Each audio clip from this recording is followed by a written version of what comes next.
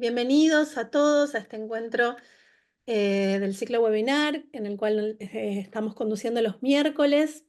En el día de hoy le damos la bienvenida a Javier Leos, que es productor y docente de esta escuela, que nos va a hablar sobre el orden y la aventura en esto de cómo pensar una producción a cielo abierto y a 1.300 kilómetros de distancia de la ciudad de Buenos Aires, ¿no? Em, para hacer una breve introducción, Javier nos va a contar sobre sus experiencias de producción en las provincias de Formosa y Corrientes para la película Sama, que es una película argentina de drama histórico de 2017. Y también, si podemos, vamos a conversar sobre una filmación en Tucumán de Campos de Pensamiento. Tanto la película Sama, como en este caso Campos de Pensamiento, corresponden a la dirección de Lucrecia Martel. Bueno, Javier tiene una gran trayectoria profesional y va a relacionar también, bueno, desde la mirada profesional, como también es docente de esta escuela, podrá seguramente contar un poco también cómo llevar adelante el conocimiento con con la enseñanza y el aprendizaje.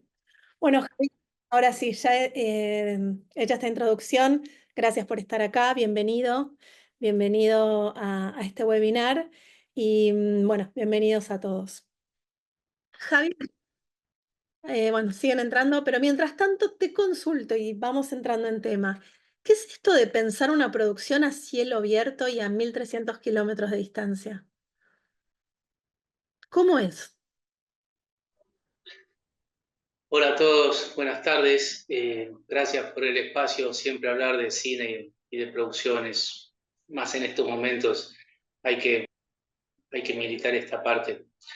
Eh, bueno, sí, es parte de las técnicas de la producción, ¿no? Siempre cuando aparecen este tipo de películas, como piensen que Lucrecia Martel filmó el 90% de su obra en el norte argentino. Ella es de Salta y lo imagina en un universo que es muy diferente al nuestro acá de Capital. Entonces, a partir de esa premisa de saber cómo filma la autora, la directora y las locaciones que elige, es como empezás a pensar, a diseñar.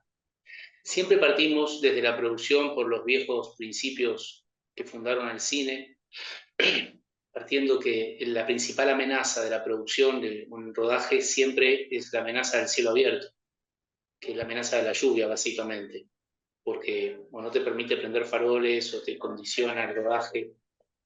Ese principio se planteó desde el inicio del cine en Hollywood. Hollywood nació en Nueva York y se muda a Los Ángeles por este razonamiento. Dijeron, ¿dónde nunca llueve? Nueva York es muy parecido a Buenos Aires en ese sentido. Estamos cerca del río y cerca del mar. Mucha humedad, mucha lluvia impredecible siempre. Entonces ellos se mudaron con una lógica industrial. No solo se mudaron a un lugar donde nunca llueve, por lo cual esa amenaza la superan, sino que además eso le permite un tema que no es menor, que es generar planes lo más cronológico posible, desde la dramaturgia, ¿no? Es decir, ellos filman con un orden bastante cronológico. Acá no podemos hacer eso, justamente porque estamos en el sentido inverso de la producción, ¿no? Acá y en Occidente, digo. Cuando digo acá, digo Occidente, ¿no? Salvo Estados Unidos, ellos se permitieron ir a resolver el tema del cielo. Cuando quieren que llueva, llaman a los bomberos. Y además filman cronológicamente, para lo cual no alteran el tránsito emocional de las escenas. Cuando Pero no es hablamos de un tema. filmación cronológica, disculpa que te interrumpa, cuando hablamos de filmación cronológica nos referimos a desde el comienzo, cronológicamente cómo van pasando los episodios, sería, ¿no? Claro, por lo menos en el sentido de unificación dramática. Por ejemplo, no sé si hay en la sala hay que es actor o actriz, pero supongamos que lo hay. Alguien consigue, por ejemplo, la UP para filmar como locación, pide el permiso, se lo damos. Acá está toda la logística para hacer un rodaje. Sin embargo, una vez que estamos acá, que nos dieron el permiso para filmar en la UP, hacemos la escena 90, la 8, la 54 y la 12, porque ya que estamos en el lugar, las paredes contienen la necesidad del plano. Ya que estamos acá, aprovechamos y hacemos esas 4 escenas en un día. Claro. Pero a su vez, eso también trastoca el tránsito emocional de los elencos. Suponete que vos sos la actriz, Sandy, y yo te diga, bueno, mira, prepárate que a la mañana hacemos la escena que te matamos al perro, la escena 90. Y después almorzamos, no sé, y a la tarde la primera escena que hacemos acá mismo es la escena 4 que te traemos al cachorrito. Claro, hay una disociación, ¿no? Y hay una exposición emocional de los elencos que queda muy expuesta. Por eso a veces piden estar en motorhomes o solo, y tienen razón, porque tienen que llevar su energía a ese lado. Y no solo ellos, sino están las consecuencias secundarias de eso, que es la fotografía, el sonido, todos están en el sentido de una continuidad dramática. Ahora, claro, ¿por qué hacemos locaciones reales? Porque es impensable hacerlo de la otra manera, económicamente, es un hecho económico, pero la matriz, la falla de la producción viene por esta necesidad de la locación real, que trastoca todos estos elementos. Entonces, volviendo al caso Sama, lo primero que... Porque Sama es una historia, es una novela de 1954 del mendocino Antonio Di Benedetto que sucede en un lugar incierto, pero en Asunción de Paraguay, cuando todavía era una parte de un virreinato que estaba mal estacionado, era una zona que no se sabía. Ahí pasa la historia de un tipo que queda mal estacionado en su vida, ¿no? Por lo cual nos llevaba a esa lógica de una zona extremadamente húmeda. Entonces, bueno, teníamos un tema del cielo abierto y en función de ahí hacer la estrategia de las locaciones. Javier, ¿sabés qué? Tengo un tráiler para mostrar, como para contextualizar un poco, ilustrar a la gente que está acompañando, de la película Sama. ¿Te parece que lo comparta el tráiler para que puedan un poco? A ver, espera que voy a compartir.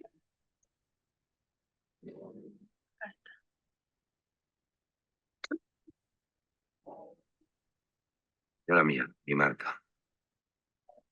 El gobernador me dice que no falta mucho para mi partida. Un Diego de Sama. ¿A dónde esperas atrasarme? A la ciudad de Lerma. John, John, Ay, es para mí.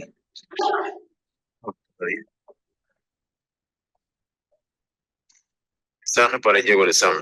Han dicho de un tal Vicuña. Vicuña Porto dentro de las casas y pasaría violando mujeres. Hay que terminar con Vicuña Porto. Causa sorpresa un voluntario para una misión como esta. ¿Hace cuánto que está aquí? Mucho tiempo ya.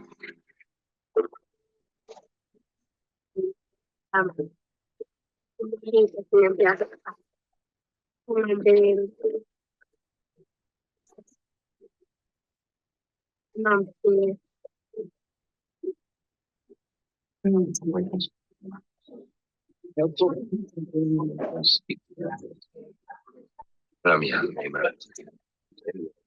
Siempre. Te lo falta mucho.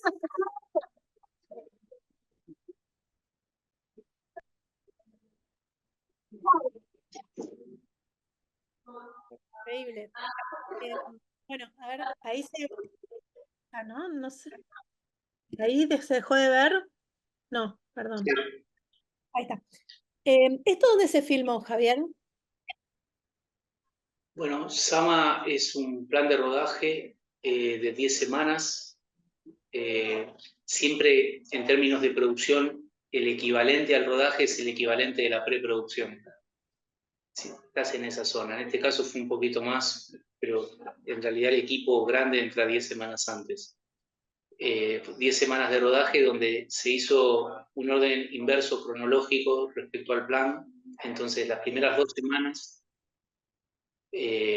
fueron en Formosa, después filmamos 3 semanas en Corrientes, fuimos bajando, y después 2 semanas en Buenos Aires y 2 semanas en Chascomús.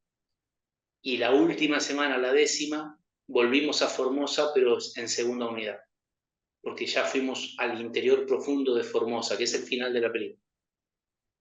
Entonces ese fue el orden que le fuimos dando para que funcionen esta cosa de la matriz inicial que son la estrategia de las locaciones, ¿no? Con un recorrido muy grande, eran 140 técnicos, era una locura, de las avanzadas, los desarmes, era ¿Qué todo es un universo. segunda unidad, Javier? Que vos referiste recién a que fueron la última semana con una segunda unidad. Bueno, segunda unidad es un equipo reducido, básicamente porque era una escena sola con un actor y un niño, que era el protagonista y el niño. Entonces no íbamos a tener toda la estructura de la producción casi ociosa para hacer una escena arriba de un bote con el equipo de cámara, porque no había faroles, nada, era a cielo abierto, era la luz día. Entonces dejamos esa escena que tenía que ser en el interior profundo de Mendoza, Formosa, muy difícil de llegar, caminos de tierra, 100 kilómetros. Entonces dijimos, bueno, esta escena la aislamos y la hacemos en segunda unidad. De 140 a la segunda unidad fuimos 15 a filmarla. Que tampoco es poco, pero bueno, no es mover un tren de gente de 140 con todo lo que eso conlleva, ¿no? ¿Y cómo eligieron las locaciones de Formosa o la otra ciudad?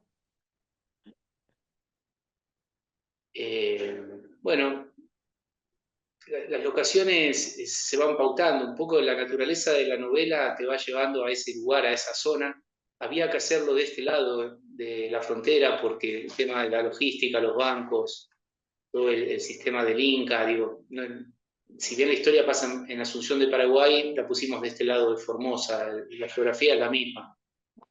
Y al ser época nos daba libertad total con las locaciones, ¿no? Entonces, bueno, Lucrecia ya tenía visto cosas, había buscado mucho por internet, había visualizado zonas y referencias. Entonces hicimos como un mix entre exteriores e interior. Y ahí fue donde fuimos resolviendo también los problemas del presupuesto, ¿no? Para no tener, para ir a filmar a Formosa interiores. Hubiéramos quedado en el absurdo, porque si bien la mayoría de la gente que participó en Sama era gente de las provincias, todas vivían en Buenos Aires. El 90% tenían domicilio acá. Entonces había que trasladar mucha gente cuando filmando acá, bueno, resolvés gran parte del presupuesto en la propia contingencia, ¿no? En la propia necesidad de la locación. Un poco esa fue la primera estrategia. No sé si puedas pasar ese video del primer scouting. Hicimos un primer scouting donde fue Lucrecia, obviamente, un asistente de dirección para empezar a pensar un plan. Fue también un utilero que Este, para ver... Es ese, sí. Ese es el primer viaje. Se mete a lavarse, le pega un tirón y lo ahorca que se va. Claro.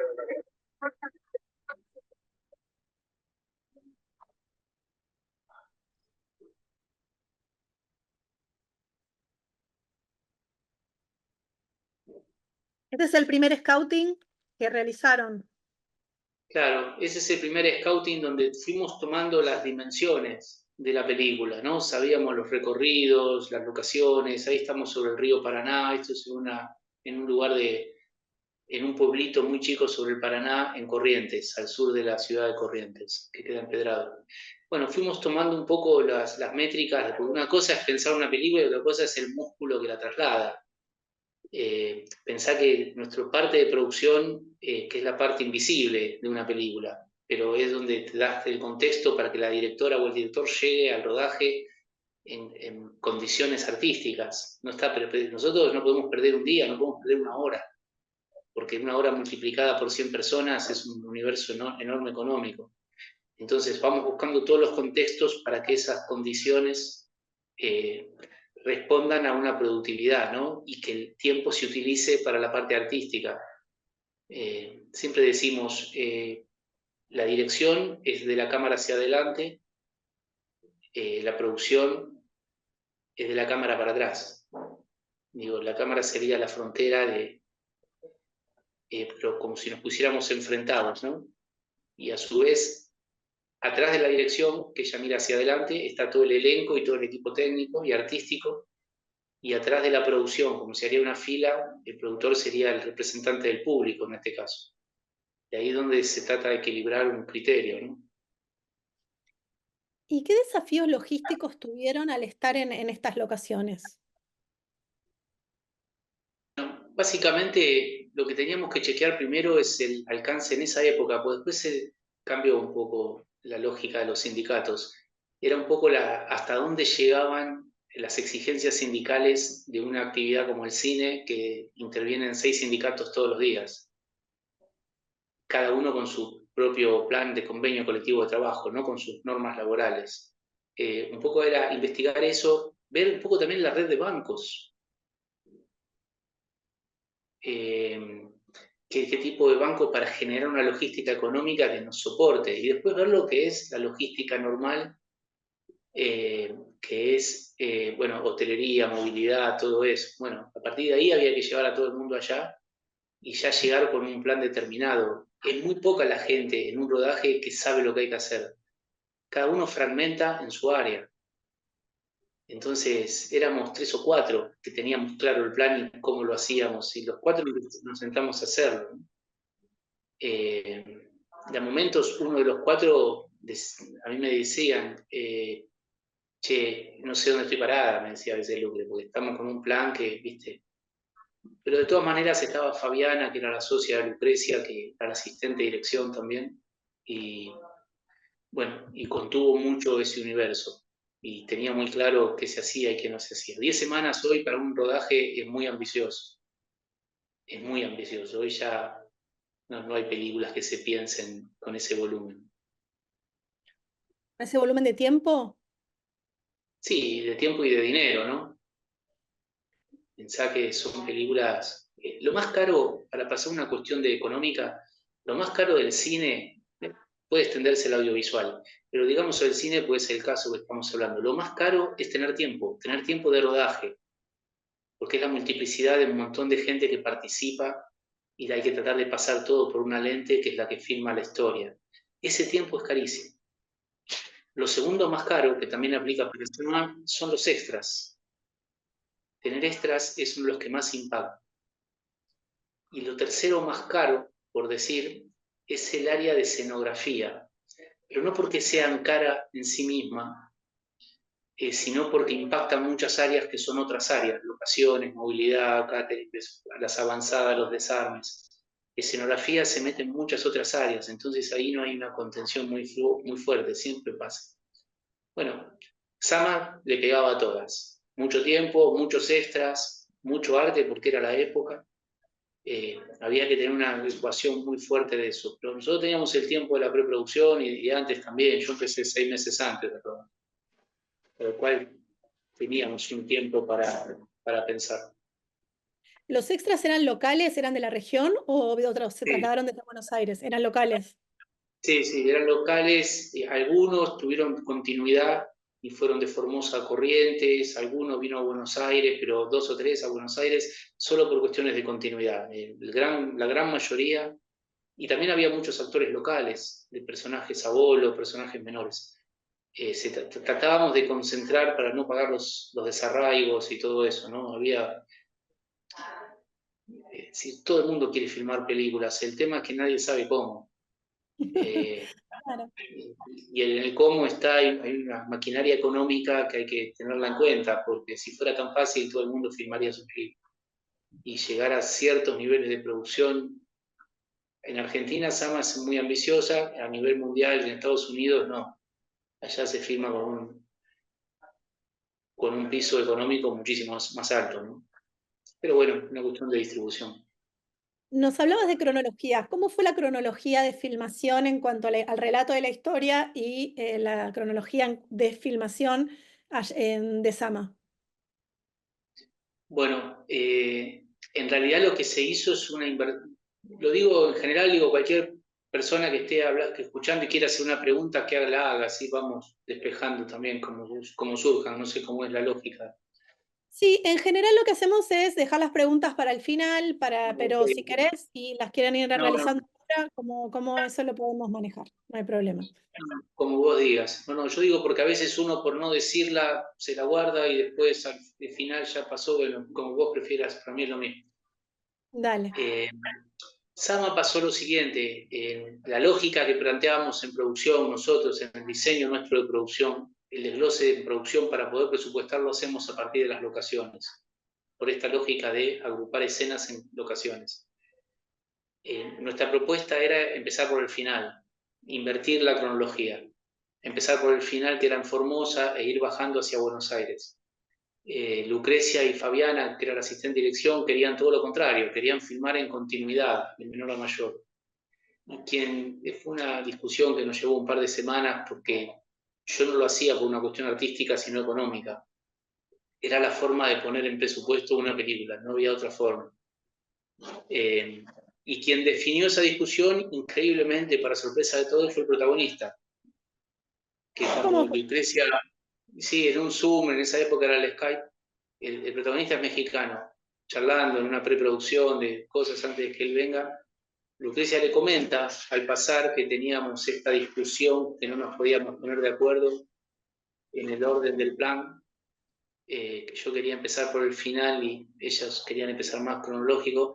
Y el actor increíblemente dijo, esto resuelve casi todos mis problemas, dice, porque yo incorporo la naturaleza de la obra, la naturaleza de la época, y después cuando estoy en interiores, para mí es más fácil, es más de oficio la actuación, pero en cambio ya vengo con todo ese recorrido sobre lo natural. Piensen que en el cine, por lo general, pero siempre se toma la naturaleza como un antagónico.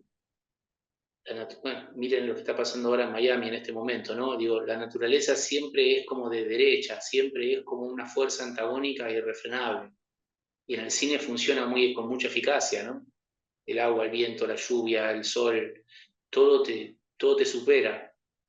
Entonces, desde la dramaturgia lo pensó el autor y en ese momento ahí se terminó toda la discusión.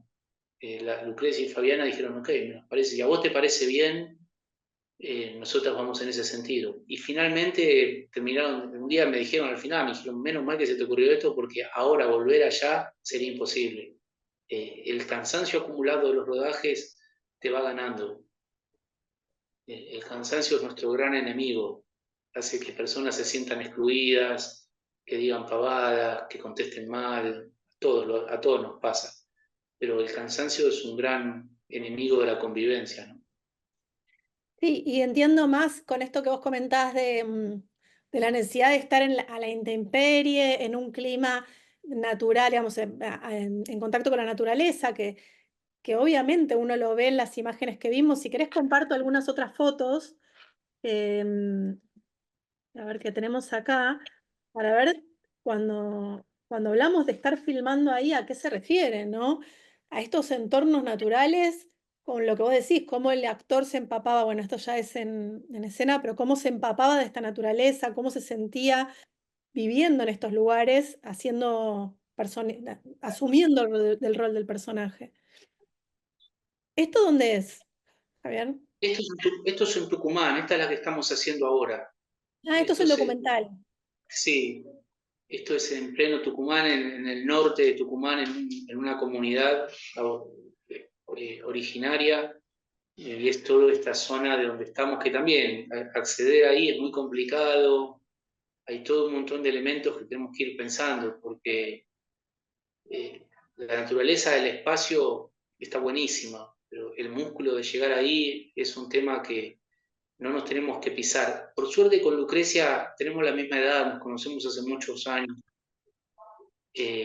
Se genera un diálogo, es muy fácil trabajar con Lucrecia porque ella es genial, no solo artísticamente, sino es muy lógica, está muy atenta a la producción siempre, siempre, y se puede charlar. Para lo cual, acá en Tucumán es más complejo en un punto porque el documental tiene el mecanismo inverso de la ficción. La ficción es mucha gente en el menor tiempo posible. Y la matriz del documental es inversa. Es poca gente en el mayor tiempo posible. Dado que, lógicamente, el documental es un producto sobre hallazgos. Entonces, filmás, editás, escribís, filmás, editás, escribís. No es que vas cerrando etapas. A ver, para contextualizar un poco, para quienes no estuvieron al inicio cuando hicimos la presentación, esta foto pertenece al documental Campos del Pensamiento, también de la misma directora, que se está filmando en este momento, esporádicamente. No sé cómo es la cronología de esta filmación, si querés contarnos. Bueno, esta filmación arrancó Ella la arrancó en la investigación hace 10 años. Antes de Sama la arrancó Lucre esta película, este documental. El rodaje industrial, digámoslo así, empezó en el 2019, pero son rodajes de 3 semanas y volvemos y nos rearmamos y se edita y se busca la historia y volvemos y se vuelve a buscar y es así, ya se filmó como en 5 etapas más o menos. Hay un equipo de investigación, hay una investigadora que es la jefa de la historia, hay equipos de guionistas y nosotros hacemos toda la parte del rodaje, ¿no? La etapa del lugar, de ir a la comunidad y generar estos. ¿En qué comunidad principalmente están filmando este documental? Es la comunidad de Chuchagasta en Tucumán, en la zona de Trancas, que es el norte, casi frontera con Salta. ¿Esta foto es en ese lugar? Sí, es en medio de la comunidad, sí. ¿Y cómo es llegar hasta ese lugar? ¿Esta foto también es del documental? Sí, este es el documental. Bueno, como verán por las perspectivas, estamos arriba de una montaña acá, ¿no? Bueno, se Claro. llega. De acá tenemos casi 1 hora a la ruta. Obviamente que el camino hasta acá arriba es camino de tierra o en algunos espacios ripio. Otra vez la lluvia, zona de lluvias, por lo cual, y como es documental, acá no podemos ir a cobertura. Tenemos que ir resolviendo siempre la dinámica. Lo que pasa es que, claro, somos menos. Nos movemos con mucha más rapidez. ¿Y cómo se Siempre hay un resuelve una tema. demanda de lluvia en este espacio? Mira, la lógica es que siempre tenés una cobertura para resolver, algo bajo techo o algo controlable. La primera lógica siempre vas con una cobertura mínima, porque es documental y estamos ahí. La segunda es esperar que llueva, parar que llueva y terminar de filmar todo lo que puedas. Pensá que en 15 personas no podemos llevar faroles, se llevan 2 o 3, ahí se ven algunos, pero no es la fuerza industrial de un largometraje, ¿no? Es otro universo. Este es el final de Sama, este es en el Bañado de la Estrella, la última foto que está Lucrecia ahí escuchando, tomando sonido. Eso queda en el Fortín La Soledad, queda a 90 kilómetros de la ciudad de Formosa, en el río Bermejo, queda al norte, es un lugar muy inaccesible para llegar, pero vale la pena, es un bañado, un lugar único en Argentina, es un lugar bellísimo. ¿Y cómo llegaron Y hasta ahí? Es tan inaccesible. mira, a ella le habían contado el lugar en Salta, no sé, creo que el padre de ella le había comentado que había un lugar muy mágico, muy extraño, porque el Bañado de la Estrella es cuando desborda el Bermejo que viene de Bolivia y está 6 meses inundado. Después se seca y queda 6 meses que es un hueco. Pero es una laguna gigante, donde hay animales que caminan porque les llega a medio cuerpo, hay animales de agua, hay pájaros, hay cosas muy extrañas y las palmeras salen de adentro del agua. Hay una Increíble. combinación, sí, parece un cuadro de Bruegel, es increíble, créeme que estar ahí es 10 veces más impresionante que por verlo filmado, es impresionante. Y bueno, un poco era la lógica enloquecida de la película, ¿no?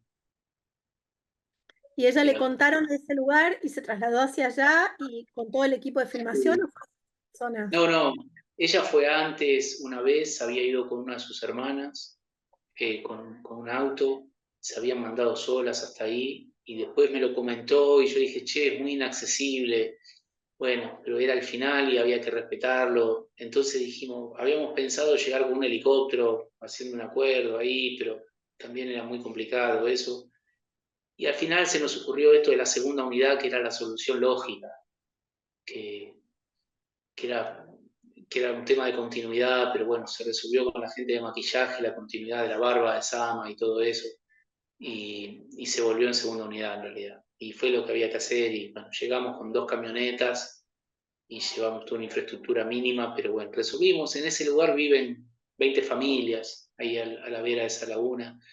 Bueno, con la gente local fuimos antes, hicimos algunos acuerdos de catering, esas cosas.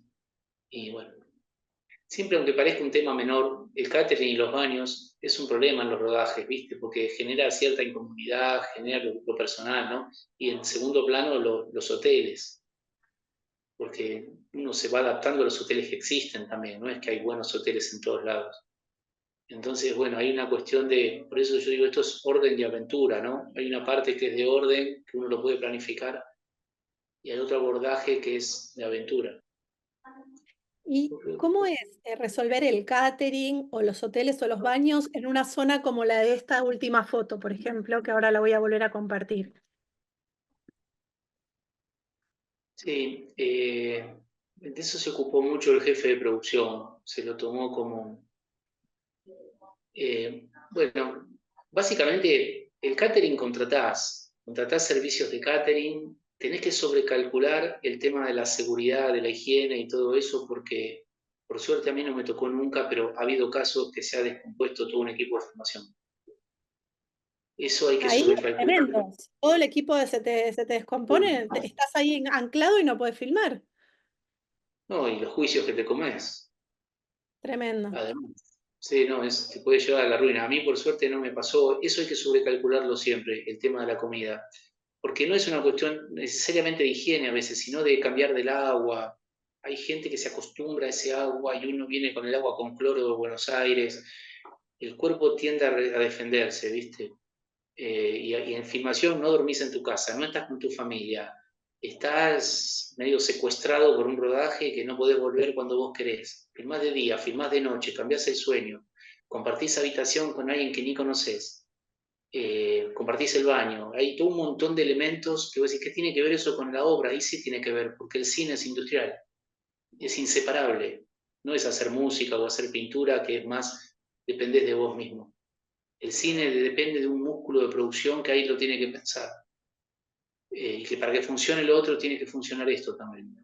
Entonces es un trabajo la producción, pero en el tema de los baños, sí, el jefe de producción lo resolvió muy bien con un sistema, no sé cómo se llama, pero son como unos baños que no son químicos, pero se hacen como carpas y bueno, y después compró los Femex, más que nada para las chicas, más que nada no, solo para las mujeres, que son muy eficaces, al principio se usan y son bastante eficaces. Pero bueno. Perdón, ¿todos los actores o extras aceptan trasladarse a una zona en la que saben que tal vez el confort no sea tal como el que esperan? Mira, sí, en general el actor está muy preparado más a la aventura que al orden. En general les encanta, porque además ellos saben que van cuidados. Obviamente, a mí me ha pasado que actores me dijeron, déjame que me quedo a dormir en la comunidad. No, bueno, vos vas a dormir donde yo te diga. No, pero déjame meterme en el personaje, no. Vos metete con la directora en el personaje que vos quieras, pero de producción vos no podés ir a dormir solo, me tenés que avisar a dónde estás. Vos no te podés enfermar, porque por ejemplo Sam actuó todos los días en la película. Un tipo se lo pica un mosquito, le hincha la cara, eso es un problema. El problema de los Claro. actores, por ejemplo, a cielo abierto, un actor no debe tomar sol, un actor, una actriz, jamás. Porque si vos te bronceás, por ejemplo, tu piel, Andy, vos te pones anaranjada. Y entonces en cámara tenemos que dosificar el color a partir de las pieles. Y si vos estás anaranjada, mirás todo el color del rojo, haces un desastre. ¿Y Si cómo tenés lo que estar... previenen eso a cielo abierto? ¿Con el detector? No, no. Sí, no. Sí. Primero la prohibición absoluta de tomar sol. A todos. Absoluta. Para que no se pongan colorados, absoluta. Pero si tienen que tener una piel con cierta textura o una piel curtida por la naturaleza, como en este caso, eso lo tiene que resolver la gente de maquillaje. Es un tema, a la gente decirle, tenés que estar lo más blanco como un papel. Después yo te llego al tono que necesita la película. Lo que no puedes es tomar sol en ninguna circunstancia. Entonces te imaginás, tenían protector solar, bueno, la gente de maquillaje se ocupaba de eso y siempre abajo de la sombra, siempre... Quiero decir, los actores saben que los cuidamos nosotros, pero los cuidamos dentro de nuestra lógica.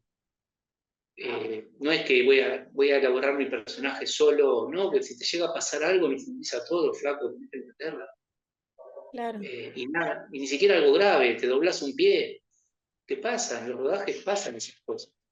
Por eso ahí producción a veces es difícil de explicar, hablar con gente que no es del palo de la producción, que parece que te pones, pero bueno, después las cosas salen y te dicen, che, al final salió todo bien. Y bueno, era mi laburo, el laburo de la gente de No fue una producción. casualidad, fue estar atento a todos estos esquemas que vos comentás, ¿no? Mirá, en producción histórica siempre se dice que nada que sale bien es una casualidad. Nunca. Y los riesgos son una enfermedad. Los accidentes son una enfermedad. Claro. Porque no solo, es decir, el problema no es donde pasa, sino donde se generan los problemas, que es las cosas no pensadas. Si nos ponemos todos en artistas, la película fracasa. Es como que todos quieran jugar de Messi. Y bueno, no, Messi no puede ir al arco, por una cuestión biológica, no puede. Entonces digo, Messi deja que sea Messi y todos los demás corremos y hacemos lo que podemos para que Messi pueda hacer lo que haga. Creo que Me tiene que gusta, ser eso, ¿no? me gustó la analogía. ¿Sabes que voy a tomar esta pregunta de Daniel, que dice, cuando pensás un documental, ¿en qué momento empezás a pensar la distribución? ¿Cómo iniciás el proceso de búsqueda de fondos? Y por otro lado, son varias preguntas. ¿A qué mercado apuntás sí, con cada producción? Bueno, la primera era, ¿En qué momento empezás a pensar la distribución? sí, se ve que Daniel se dedica a los documentales. Bienvenido a este mundo tan difícil. Hay que empezar por un principio. El documental para el mercado, porque el documental está muy, ahora bueno, justo este año con esto del Inca no, pero históricamente el documental está muy apoyado desde la financiación con el Inca, históricamente. Casi el Inca te resuelve más del 90% de la financiación de un documental. Casi. Pero ya el 90% es muchísimo. Históricamente. Eso se genera cierta confusión de que si el documental es cine o qué es. Cine para las salas. El documental para el mercado audiovisual es televisión, pura y dura. Nadie te va a dar una sala de cine para que vos estrenes un documental. Solamente eso puede suceder en Capital Federal. Y hay un público muy chico que ve documentales en salas de cine. Por lo cual ahí tenés un tema geográfico desde la Capital Federal que algunas salas te dejan estrenar tu documental. Y en algunos casos hasta vos le tenés que pagar entradas anticipadas para que el dueño del cine tenga un mínimo asegurado. Es muy difícil un documental en sala, salvo los espacios Inca, que son el Gumón. Bueno, esa es otra discusión porque tenés que ver una cuestión más política. Aunque no vaya nadie, ellos te dan la sala igual. Pero te la dan una función a las 12 del mediodía. También ahí tenés la sala en un horario que no te conviene. Pero desde el mercado duro, el documental es televisión. En este caso, la televisión también se extiende a las plataformas, ¿no? Eh, hay un mercado de los documentales, es muy chico, no es muy económico, pero tiene a favor que es muy fiel. Tiene un público que tiene mucha fidelidad. Es poco ese público y esos mercados responden solo a ese público. Hay que trabajar mucho ahí. Hay muchos fondos en el mundo que apoyan documentales. Hay fondos, hay un mapa, después si querés te lo paso y lo compartís. Hay un mapa de fondos del mundo que es mes a mes, que se abre, que no, que cuánta plata da cada uno, qué tenés que presentar. Y ahora está la modalidad hace un par de años, ahora 5 años ya, que está lo que se llama documental creativo. Porque lógico, vos no podés ir. A ver, la pregunta, yo entiendo dónde va Daniel y seguramente es un alguien del palo del documental. Es muy difícil guionar un documental, porque el guión es dinámico, lo vas construyendo a partir de lo que te vas encontrando. Vos podés tener un sentido hacia dónde querés ir, pero como es un producto sobre hallazgos, los hallazgos te van aportando dinámicas del guión nueva, por eso se llama que es un guión dinámico. Y en esto que el mundo, eso empezó Holanda, a decir que son documentales creativos, que un poco aportan esta lógica de ir en, viste, no es la ficción que una vez que terminaste el guión y estamos todos de acuerdo, vamos para adelante. En ese sentido, bueno, ¿cómo se financian? Bueno, básicamente 100% con organismos públicos. No solo es el Inca, este año el Inca le está pegando muy duro a los documentales, casi los está matando, los está sacando de la cancha. Va a ser coyuntural, porque la ley una cosa es el Inca y otra cosa es la ley de cine. Disculpen, claro, hay que marcar fuerte esa diferencia. La ley existe y hace 30 años que es ley. El Inca es el órgano de ejecución de la ley, por eso es una interpretación política, pero como la política siempre es coyuntural, los vientos cambian. Este año increíblemente estamos viviendo una cosa muy regresiva con respecto al fomento, pero no porque sea una cuestión, sino porque rompieron la matriz histórica de 30 años que era tope y porcentaje, ¿no? Que eso contenía más a las producciones chicas. Ahora no, ahora es el sálvese quien pueda. Pero bueno, Esto ¿Y cómo también es con los pasará. documentales que comenzaron? ¿Se pueden seguir financiando por sí mismos o cómo lo Sí, manejan? no, los que comenzaron, los que estaban en producción ahora, salió una resolución el otro día, los que están en producción ahora y el Inca les debe plata, les va a reconocer la plata que les debía al cambio del año pasado. No se los actualiza los costos. Por lo cual, con un país tan inflacionario, viste, te empieza a comer el león. Eh, Hay un circuito de documentales, sí, pero hay que especializarse en esas búsquedas de financiación y de exhibición, básicamente. Después está Otra la pregunta. gran... Sí. No, no, perdón, no te quería interrumpir. No, la gran revancha de los productores, que siempre lo tenemos, que nadie lo quiere hacer, tampoco nosotros, pero es una revancha económica, que es producir público, que se puede, que está previsto en la ley de cine, se reconoce en la ley de cine la producción de público, dura 2 años. Bueno, que es salir al público, ¿no? Salir, como dicen los folcloristas, a pueblearla, a ir ciudad por ciudad y a producir público. La gente te está esperando, ¿eh? El tema es que tuvo un esfuerzo, moverse, y tampoco es muy feliz. Pero bueno, te salvás porque esos 2 años de ventana que te da el subsidio del Inca replica el volumen de la entrada. Vos haces 1000 entradas en Entre Ríos, 1000 te paga el Inca de vuelta. Haces 1000 Claro, entradas en Jujuy, otras 1000 te paga el Inca. Eso te lo aguanta 2 años y entonces duplicás todo el costo. ahí podés ir costeando todo lo que llevó a hacer el documental. Y La otra sí, pregunta que tenía Daniel es, ¿a qué mercado apuntás con cada producción? bueno, los documentales, eh, acá habría que definir primero, como productor lo digo desde el inicio, las películas también esto aplica a ficción. ¿Las películas son de tema o son de personaje? Entonces yo jodo mucho con el tema de los títulos, porque para la producción titular es vender también. Por ejemplo, si yo te digo, vamos a ver El Guasón, es una película de personaje, porque vos ya sabés quién es el Guasón, o Batman, o todos los de personaje. Lo que no sabés es qué pasa en este momento con este Guasón, pero vos ya tenés una información preexistente en la cabeza. Ya tenés algo interno que sabés que vamos a ir a ver. Aunque no sepas qué hay, ya sabés a dónde vas. Con Sama tuvimos un gran problema con eso. No yo, no un gran problema, una discusión, porque yo decía, Sama es una película de personaje, pero de un personaje que nadie conoce. Es un personaje de la literatura argentina de un segmento muy chico. La discusión con Lucre, obviamente que ella es la que tiene razón porque es la autora, pero hay que dar esa discusión, que es si el autor original de la novela se tomó el trabajo de ponerle un subtítulo, que es Sama, dedicado a las víctimas de la espera, ¿Cómo es? ¿Sama? Sama, dedicado a las víctimas de la espera, a las Dedicado a víctimas las víctimas de la espera. Ahí está. de la espera. Pues es que hace poco vi una versión en Estados Unidos que le pusieron Sama, y yo no hablo perfecto inglés, pero expected pusieron, y entiendo que expected es expectativa más que espera. Funcionaría igual también, dedicado a las víctimas de las expectativas, ¿no? Me parece que es un giro muy interesante, pero eso ya te instala el tema. Tenés título de personaje y una bajada de título que te instala el tema.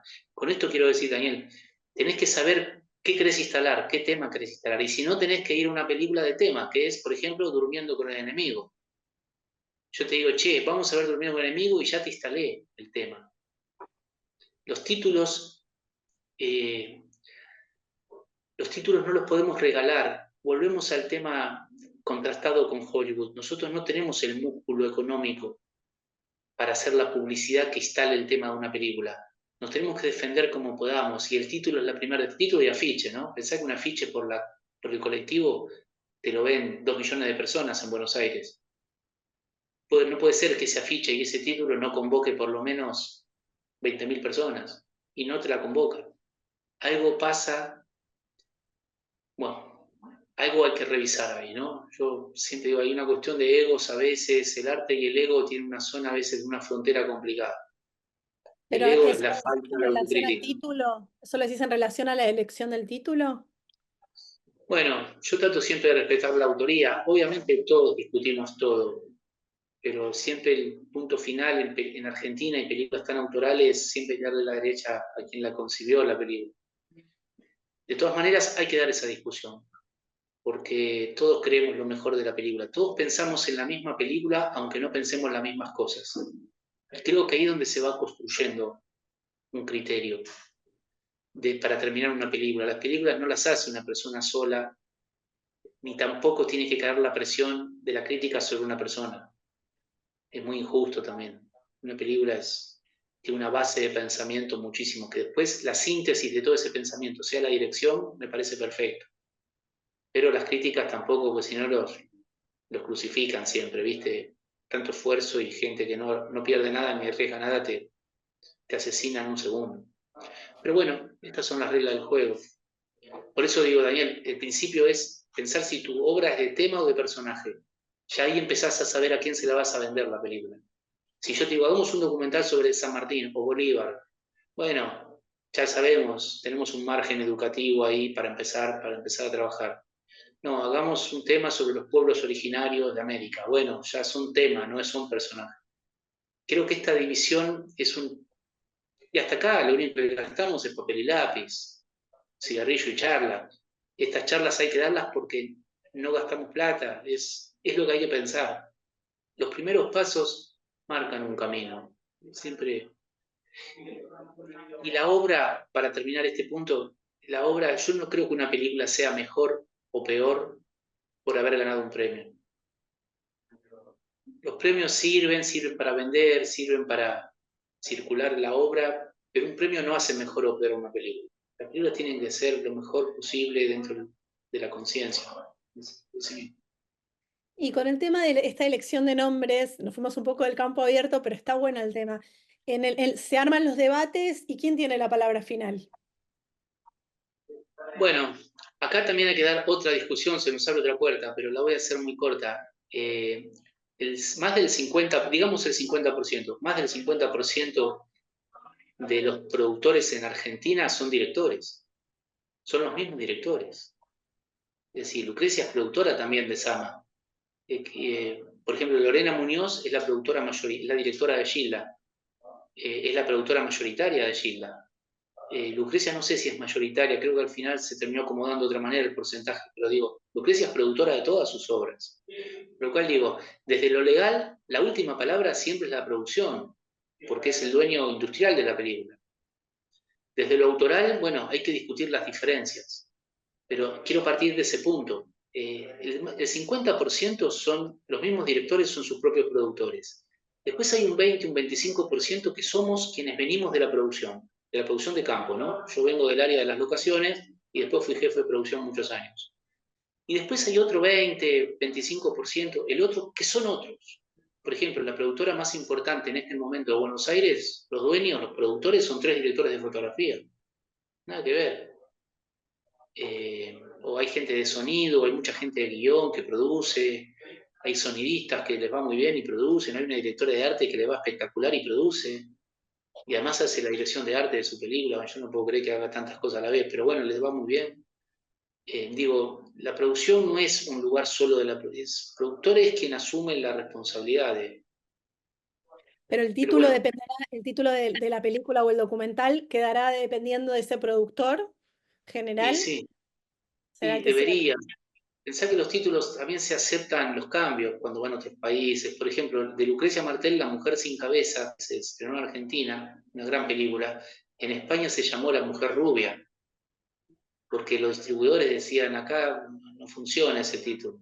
Y ellos le pusieron La mujer rubia, que funcionó. Y Lucrecia dijo, bueno, si es así, ¿qué voy a hacer? No voy a estar en contra de mi obra. Pero bueno, si ya el título te acompaña, un buen título, ¿viste? No es lo mismo llamarse X que llamar Inocencia Interrumpida. ¿Viste? Ya te mete en una atmósfera, ya te sabes a dónde te va a llevar. Es muy Nosotros tenemos que... interesante esto que comentás del tema de los títulos, cómo es cierto, en diferentes regiones los títulos cambian y quién decide ese cambio. Bueno, y lo decide las circunstancias, los distribuidores son los que más presionan, porque te dicen, bueno, si querés te doy una semana o si querés te banco 4, pero déjame vender a mí las entradas. Claro. Porque también es verdad que esto también es un hecho económico. Salvo que le des una fortuna, todo lo demás tenés que salir a remarla.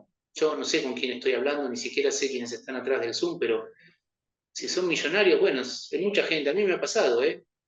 Una vez un director me dijo, yo estoy dispuesto a perder en esta película $7 millones. Ah, bueno, me ganaste.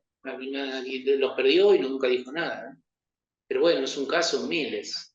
Si no, hay que tratar de hablar, tratar de consensuar. Todos queremos la mejor película. ¿No?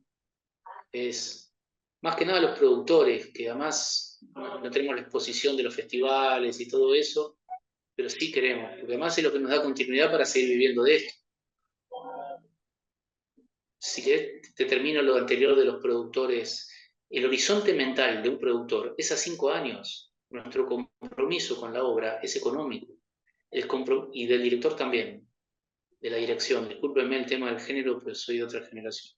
En cambio, el compromiso de todos los demás, incluyendo los inversores, es financiero, no es económico. Si a mí algo no me gusta del proyecto, no es que no me gustó y me voy. Yo estoy a 5 años con la cabeza. Me tengo que comer un sapo todos los días. En cambio, todos los demás, incluyo el elenco también, los técnicos, las cabezas de equipo, las partes artísticas, es como ir al casino. Vos vas y jugás y ganás y perdés. Pero cuando no te gusta más, te vas. Y no pasa nada. Ese es el compromiso financiero. Yo no tengo ese privilegio. Yo tengo que terminar la película. Por eso es fundamental que un guión también es un contrato. ¿Se puede cambiar? Obvio se puede cambiar. Todos queremos que la película crezca, pero me lo tenés que avisar. Por ejemplo, Daniel no me puede decir, hagamos la película, la historia de Boca Juniors, y una semana antes de rodaje me dice, no, pero ahora cambié, anoche soñé otra cosa y ahora quiero hacer la vida de River. No, pará, yo ya armé la financiación con la gente de Boca. No sé si se entiende el ejemplo. Son burdos para que sean claros. Javi, ya se nos va yendo el tiempo. Volviendo al tema que nos convocó, que es esto del filmar en el norte. En el caso del documental, por ejemplo, de Campos del Pensamiento, el traslado hacia el lugar, el alojamiento, ¿cómo se manejaba? No, bueno, nos financiamos con muchos fondos del mundo. Lucrecia es conocida. El hecho que sea conocida no quiere decir que se le haga todo fácil. Ella rema los pitching, va a todos lados, se presenta a todos lados. Nos presentamos, pero ella es la front. La quieren ver a ella. Gana y pierde, como todos. De hecho, un dato curioso, este último proyecto, Campos del Pensamiento, curioso, después de Sama y después de todo el reconocimiento que ella tiene mundialmente, piensen que la crítica la puso a Sama entre las 10 mejores películas del siglo, la revista The Guardian inglesa. Después de Sama, después de ese reconocimiento, el Inca le rechazó un proyecto, que es este que estamos ahora. El Digo, documental. sí, porque había un problema técnico de presentación, lo que fuere. Pero no es que hay un automático de que cuando sos Lucrecia o Fabio o quien fuere ya es automático. No, no. Gana y pierde. Sabe que esto es presentación, es financiación. Hay mucha gente que quiere invertir, hay mucha gente que quiere participar de alguna manera. El problema, esto se abriría a otro debate, ¿no? Pero el problema que lo veo como productor, el problema es que no nos confían. Nos ven infantiles, nos ven inmaduros, nos ven como hippies, no sé cómo decirlo, sin ofender a los hippies, por favor, pero digo, nos ven como que no entendemos los riesgos del capitalismo. Pero Yo si ya siempre digo, sabe que filmaron, si ustedes ya estuvieron filmando, por ejemplo, Sama, queda en no, evidencia si lo entienden. y más o menos, porque un proyecto es casi empezar de cero cada proyecto. Yo siempre digo, ¿querés ver qué hay del otro lado del riesgo? Es decir, producción es lo que hay del otro lado del riesgo. Pero ahí sí sirven, como vos decís, los antecedentes. Pues si che, ya produciste 60 películas y no le debes un peso a nadie, bueno, me fundí 2 veces, pero me lo debo a mí mismo en todo caso. Pero ahí sí te toman la experiencia como una garantía. Pero hay un riesgo enorme y hay mucha gente que quiere asumir ese riesgo. Lo que pasa es que tenemos que generar confianza. Hay todo un tema acá que hay que discutir, pero bueno, es otra discusión. Javier, trabajaste también con Fabio. Sí, ¿Podés contarnos brevemente y ya vamos dando como un cierre a este encuentro? ¿Cómo fue producir? Fuiste productor también. sí. ¿Cómo fue Sí, yo acompañar? trabajé en las últimas 3 películas de Fabio, Gatica, Perón y Aniceto. Produje Aniceto asociado con él. Nada, un mundo. ¿Qué puedo decir de Fabio?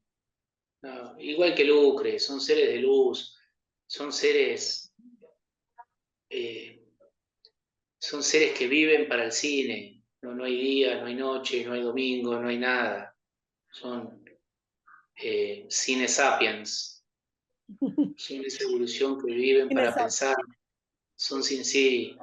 Fabio tenía una consagración a la obra tremenda y la remaban y eran gente muy criteriosa. Yo creo que, el otro día me decían, ¿qué encontrás en esa gente? Creo que hay algo que no tiene que ver con el cine, pero es una cuestión muy subjetiva y tal vez sea de este momento que lo digo, ¿no? De estos meses. Pero hay algo en la escucha que creo que los identifica. Tienen una esponja. Yo también trabajé con Cifrón en Tiempo de Valientes. Si bien no me llevé con él, bien con él, la película es buena y funcionó muy bien. Es un genio ese pibe, simpatiquísimo, recomiendo, pero bueno, yo no tuve al final. Pero sí, ¿qué tiene de genial también esas tres personas que escuchan? No a mí, a todo el mundo. Tienen una esponja, no dan nada, no anquilosan nada. Yo creo un poco que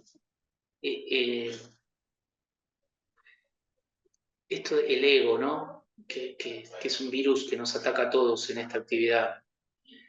El ego se tiene que contrastar, el ego debería ser, el ego sería lo equivalente a la falta de autocrítica. Creo que ahí tenemos que charlar. Porque si vos me cancelás, me decís, bueno, yo hago mi película, vos conseguís la plata y callate, bueno, ya te imaginás qué película te va a salir. No porque yo te la boicotee, ¿no? Porque si no, tu pensamiento te está boicoteando. La falta de autocrítica, charlar, poner en duda, reforzar ideas, cambiarlas, aceptar. Ojo, Mira que en Sama Es se todo un cayeron. ejercicio. Es un ejercicio. En Sama se cayeron dos actores fundamentales faltando una semana. Lucrecia levantó cabeza y dijo, vamos igual. Los cambio, hago un casting esta noche, lo voy a resolver con el equipo de casting, vamos igual. Cambiemos el plan por un tema de vestuario de uno, pero uno era una estrella de México también, que era Diego Luna, y una semana antes se bajó por otro problema que tuvo, y bueno, vamos. Le digo, pasan, a todos les pasa. Y bueno, quiero decir, hay una adaptabilidad que hay que estar dispuestos. Como se dice hoy en día, la resiliencia de los directores y productores en cine, ¿no? Porque debe ser un constante cambio que en realidad tiene que ver con el macroentorno, con las cosas que pueden suceder, que van más allá de lo que uno planifica. Bueno, como decía Fabio, ¿no? Vamos a jugar al infarto. ¿Viste? Es así. Y hay algo que Una linda frase para cerrar este encuentro. Filmar cine, filmar documental es jugar al infarto.